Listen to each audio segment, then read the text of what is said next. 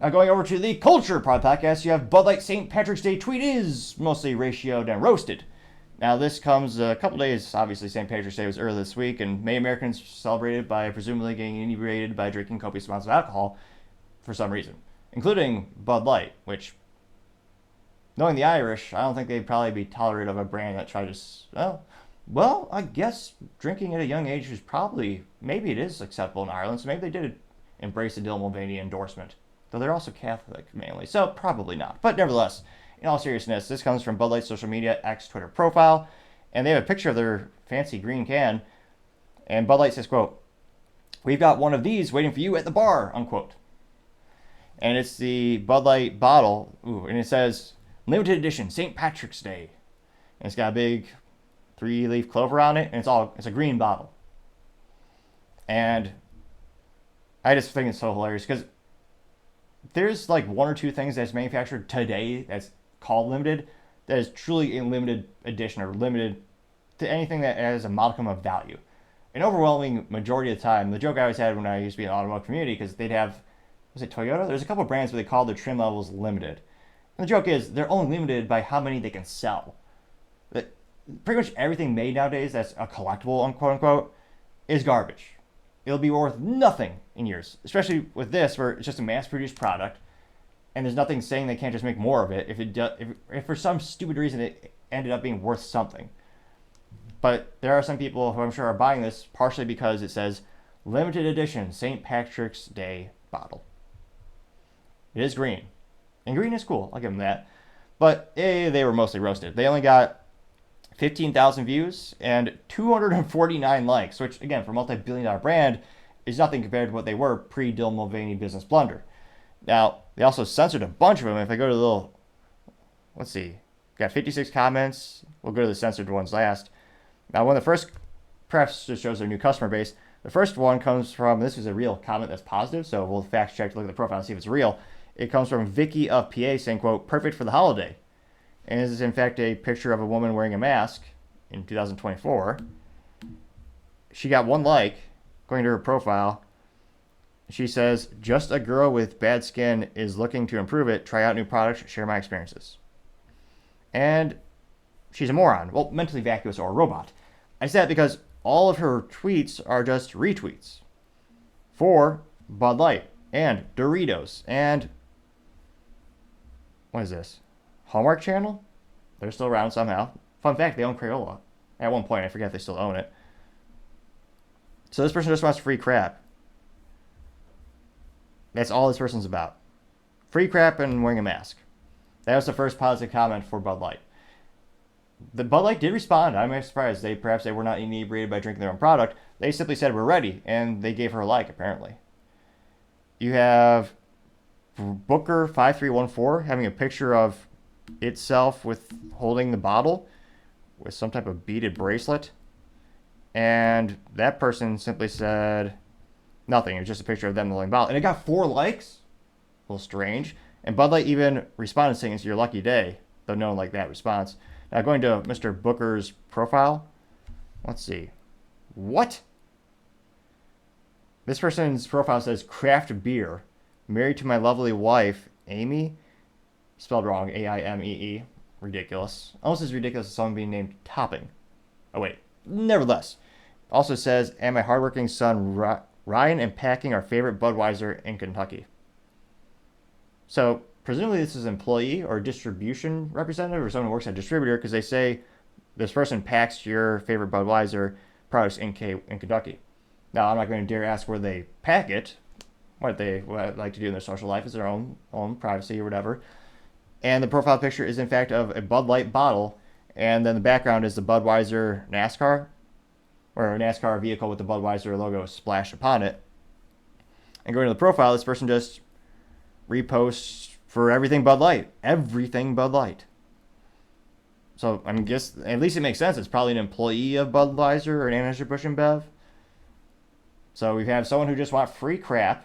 Another favorable comment is from someone who perhaps works at a distributor. Let's see here.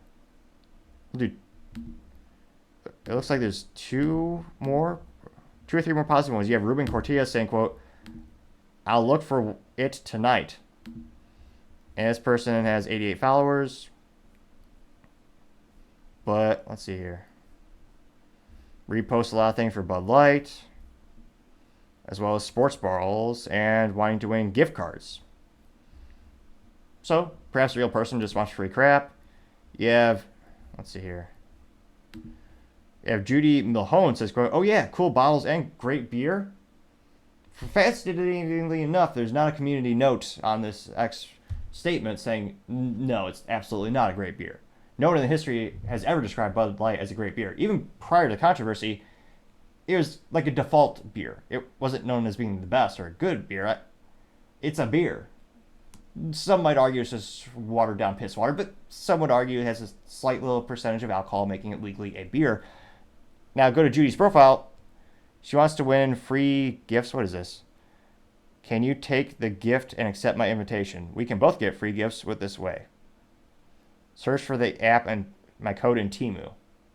So, mentally vacuous or a robot that's mentally vacuous.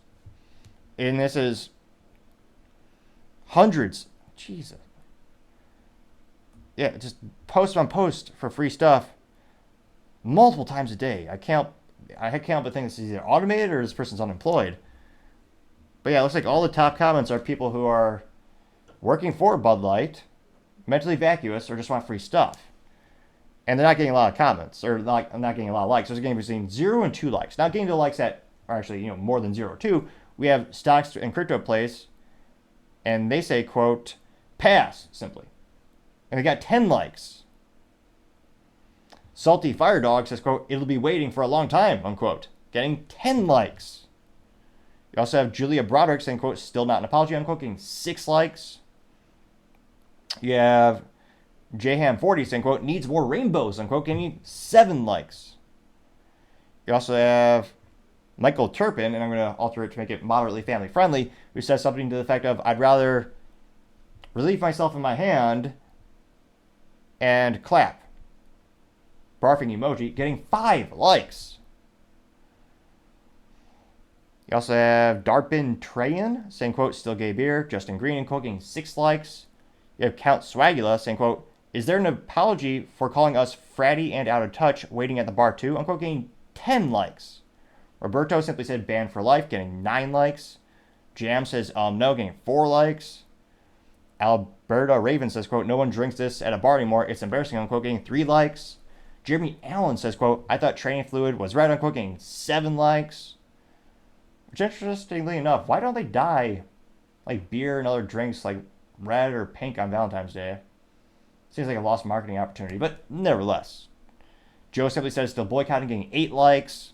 So they're pretty much mostly roasted by everyone in the comments. Now, going to the hidden comments, the ones they don't want us to see, if you click that bonus button, you have only one comment, interestingly enough, and it comes from a gentleman by the name of Deez Nuts, spelled DeeZNutz,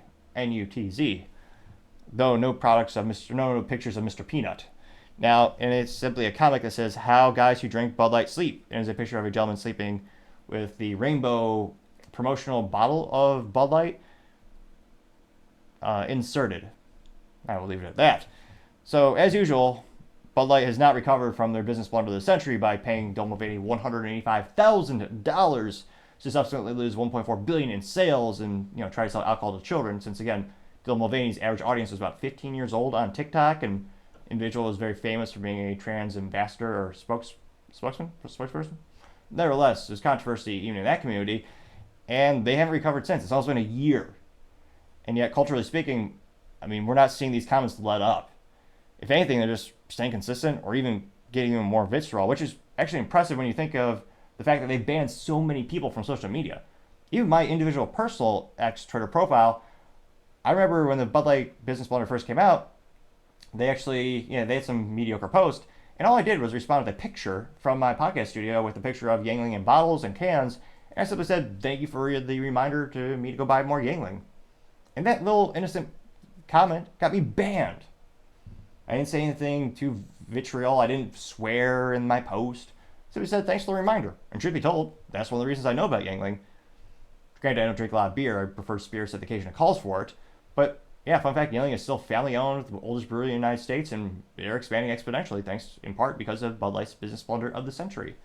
So it'll be interesting to see, culturally speaking, this isn't going away, even though they are spending hundreds of millions of dollars, more on marketing than ever before, buying out all the most famous celebrities from Joe Rogan to Kid Rock, even Shane Gillis, a very famous and up-and-coming stand-up. Yeah, I'd say he's famous stand-up, up-and-coming. He's still up-and-coming, I would say, comedian. Not everyone knows him yet. Given his trajectory, he'll not to be too optimistic about his trajectory, but I can't help but think he'll probably surpass Joe Rogan in popularity in the maybe 5-10 years. Maybe Chappelle. Another topic for another time, perhaps. But interestingly enough, not seeing the culture pendulum swing back in the favor of Bud Light. And if I were to look at Magic 8 Ball and say, do you think this is going to be a great year for Bud Light? I think they would probably say the answer is still most likely no, probably not. Thank you, everyone, for taking the time to tune in. Again, we're trying to get to 4,000 subscribers by the end of the month, so if you could click that button, I would greatly appreciate it. Also, leaving a thumbs up, thumbs down, or comment is a great way to let me know how I can make the show better and better, and also help with the magical YouTube algorithm. Lastly, don't forget to take the time to tell your family, tell your friends, tell your coworkers, heck, tell your enemies, tell anyone and everyone. Just stay safe and fight the good fight.